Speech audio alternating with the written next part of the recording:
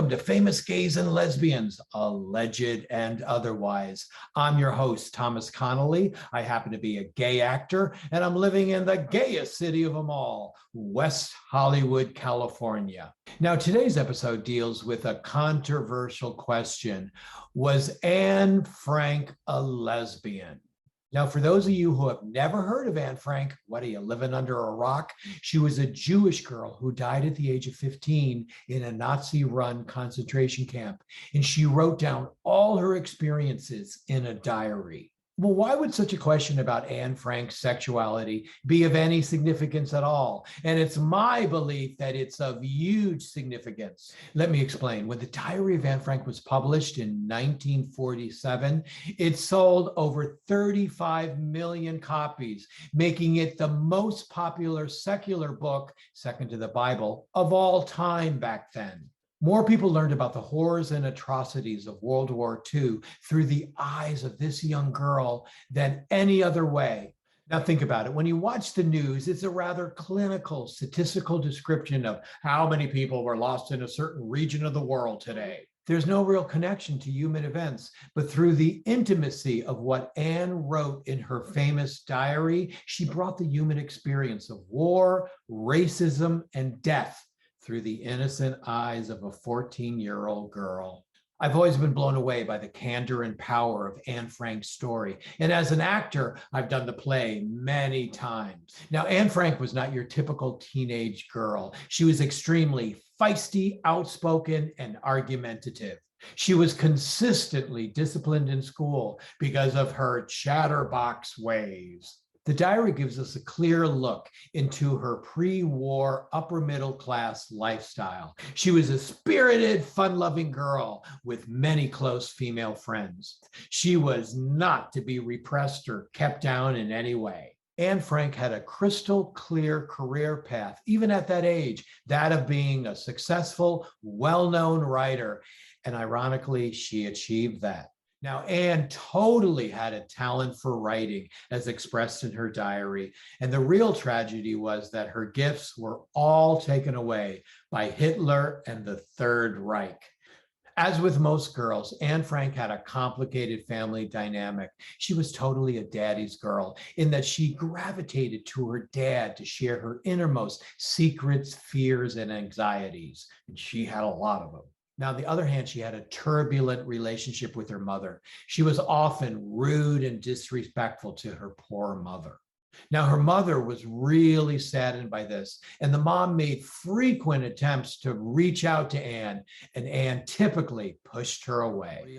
When her mother got really frustrated with Anne, she would compare her to her perfect, angelic, sweet little sister, Margot. Naturally, this drove Anne berserk, and she would launch into a verbal tailspin. Anne's flippant but honest mouth constantly got her in trouble. Now, for those of you who don't understand the details, Anne Frank's father, Otto Frank, a very honorable man, was a successful publisher. And in 1943, when the Nazis occupied Holland, he knew that he had to do something dire to protect his family. They were not accepting immigrants anymore around the world, the USA included. And word was out that the Nazis were shipping off Jews and anyone else they considered degenerates, such as homosexuals, to concentration camps. Jewish people were forced to identify themselves with a yellow Star of David, and any suspected gay person was forced to wear a pink Star of David. As a last resort, Mr. Frank found a small attic in the top floor of an Amsterdam Holland brownstone for his family to hide in till the war was over. There were two good Samaritans, Miep Geis and Mr. Crawler, who were willing to bring them food and help them through this ordeal. This was an act of love and a really dangerous move for Miep and Mr. Crawler, as it threatened their life as well. Now, Mr. Frank believed that this ridiculous, inconvenient war would be over in no time, and they would be able to quickly resume their comfortable lives. Well, the consensus was that this lunatic man named Hitler could never take over the world. Well, he almost did. And their temporary stay in this cramped little attic for 7 people turned into a 761-day visit. The really sad part is that somebody betrayed their family and turned them into the Gestapo in the final weeks of World War II. And unfortunately, the Frank family was all shipped off to varying concentration camps. Now, out of the 7 occupants in the attic, only Mr. Frank survived. Medical experts speculate that other members of the Frank family would have survived if only they had a few more days. Anne Frank wound up dying of typhus at the Bergen-Belsen concentration camp. And it wasn't until Mr. Frank was released from Auschwitz and returned to the attic that he discovered his daughter had written this amazing diary. Now, this is the controversial part. There are 2 versions to Anne Frank's diary, version A and version B. Version A is the edited diary by Mr. Frank. Now, Mr. Frank sanitized version A by taking out all references to Anne's sexuality and some extreme nasty remarks she said about her mother. Now, for all these years, we've only been exposed to version A, the edited diary. But a few years ago, they released the unedited diary, version B. And here's just one passage in version B about Anne Frank's sexuality. I remember that once when I slept with a girlfriend, I had a strong desire to kiss her, and that I did do so. I could not help being terribly inquisitive over her body, for she had always kept it hidden from me. I asked her whether, as proof of our friendship, we should feel one another's breasts, but she refused.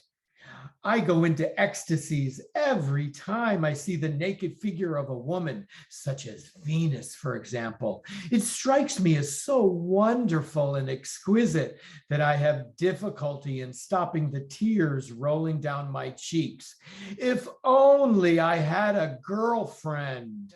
Now, many critics have noted that these are just the ramblings of a 14-year-old girl, and they don't mean anything, but I disagree. Anne was a very self-aware, bright girl, and she was writing about her physical attraction to females. She was actually very specific about her feelings, and I don't know why anyone wouldn't pick up on her same-sex attraction. Now, if Mr. Frank had published this unedited diary, the world would have seen her true sexuality.